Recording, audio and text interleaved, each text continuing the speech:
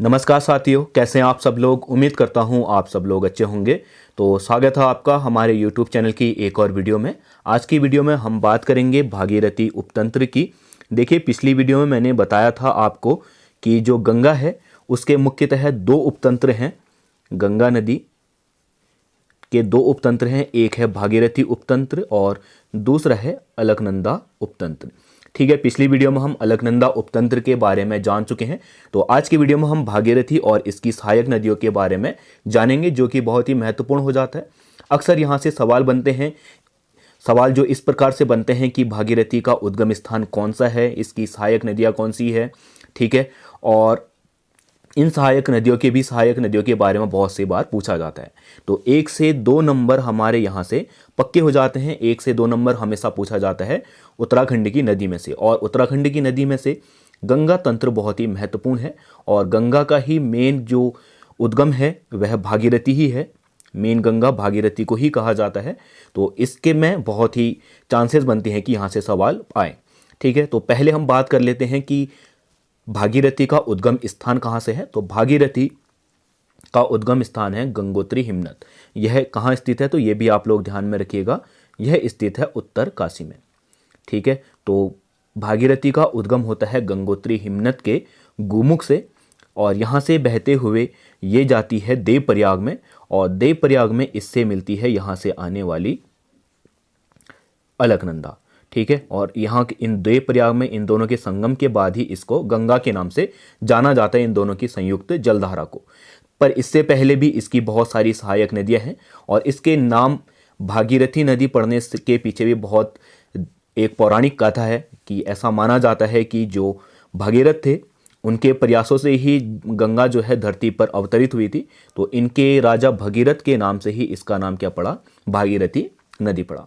ठीक है, तो इसकी जो पहली सहायक नदी है वह भोजगाड़ आके मिलती है इसमें, और इसके जस्ट नीचे ही स्थित है गंगोत्री मंदिर, और गंगोत्री मंदिर के ही 19 से 20 किलोमीटर लगभग ऊपर स्थित है गोमुख। ठीक है, गंगोत्री मंदिर और जो गोमुख है इसके मध्य की दूरी है 19 से 20 किलोमीटर। ठीक है, तो ये क्या हो गया, हमारे दो महत्वपूर्ण पॉइंट हो गए।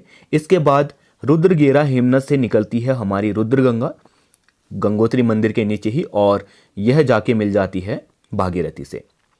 फिर थामला दर्रे के समीप हिमनद है स्थित है, वहां से निकल के बहती है जटागंगा, और भैरव घाटी नामक स्थान पे भागीरथी से क्या हो जाती है, मिल जाती है। ये क्या होगी, इसकी अन्य सहायक नदी होगी। फिर इसके बाद जो इसकी अगली सहायक नदी है वह है केदार ताल से निकलने वाली केदार गंगा। ये केदार ताल से निकलती है और केदार गंगा के नाम से पहचानी जाती है, और उसके बाद यह क्या मिल जाती है, भागीरथी में मिल जाती है। इसके बाद हरिगंगा जो कि हरसिल में आके भागीरथी से मिलती है। इसके जो स्थान है यह भी आप लोग ध्यान में रखिएगा, जैसे जाड़ गंगा का है भैरव घाटी, बहुत बार परीक्षा में आता है। ठीक है, हरिगंगा कहाँ पे मिलती है, हरसिल में मिलती है। तो इनके जो मेन पॉइंट मैंने लिखाए हैं, इनके मिलन क्षेत्र, ठीक है, तो इनको भी आप लोग ध्यान में रखिएगा। सवाल पूछता है जैसे कि जाड़ गंगा भागीरथी पे कहाँ किस स्थान पे मिलती है, तो ये भैरव घाटी नामक स्थान पे मिल जाती है। ठीक है, फिर इसके बाद हरिगंगा जो हरसिल में मिलती है। फिर इसके बाद भागीरथी इन सबकी संयुक्त जलधारा के रूप में आगे बहती है, जहाँ झाला नामक स्थान पे इस पे सिया गंगा मिलती है।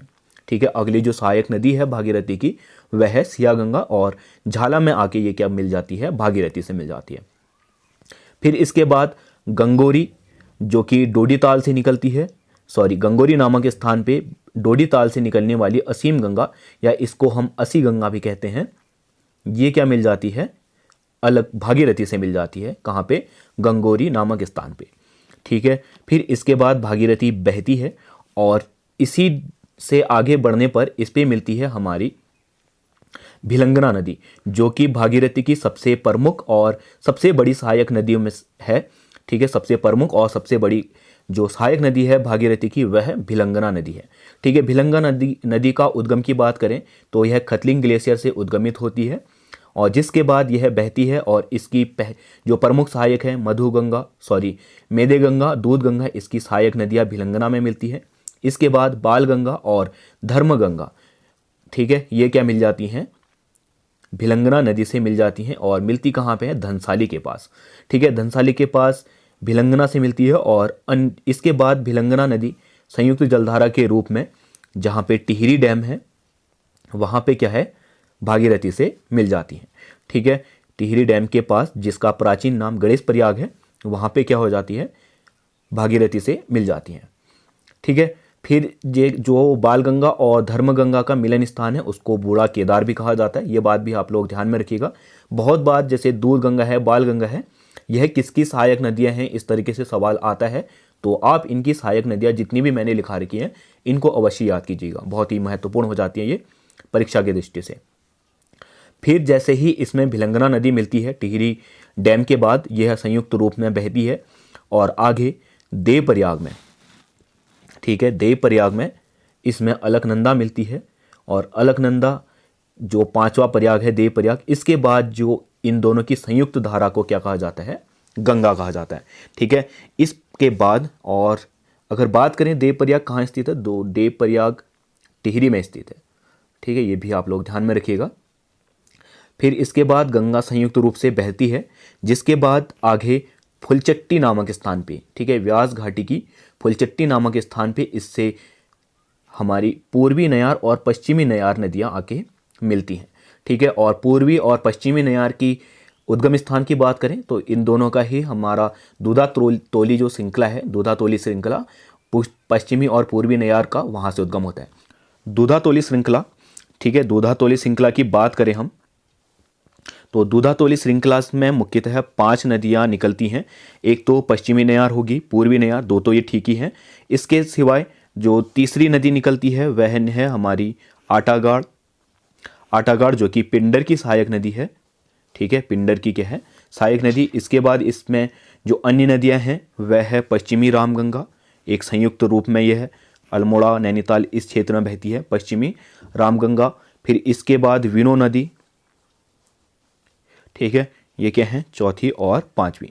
5 नदियां क्या हैं, हमारा दूधातोली श्रृंखला से निकलती हैं। इसी कारण दूधातोली श्रृंखला को उत्तराखंड का पामीर कहा जाता है। यह बहुत बार परीक्षा में पूछा गया है, तो आप लोग इसको जरूर लिख लीजिएगा, कहीं पे नोट कर लीजिए। एक तो जो 5 नदियां मैंने बताई और दूसरा उत्तराखंड का पामीर किसे कहा जाता है।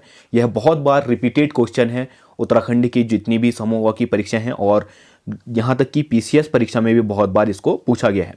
ठीक है, उत्तराखंड का पामीर किसे कहा जाता है, तो उत्तराखंड का पामीर कहा जाता है दूधातोली श्रृंखला को, और पश्चिमी और पूर्वी नयार के संगम को कहा जाता है सतपुली।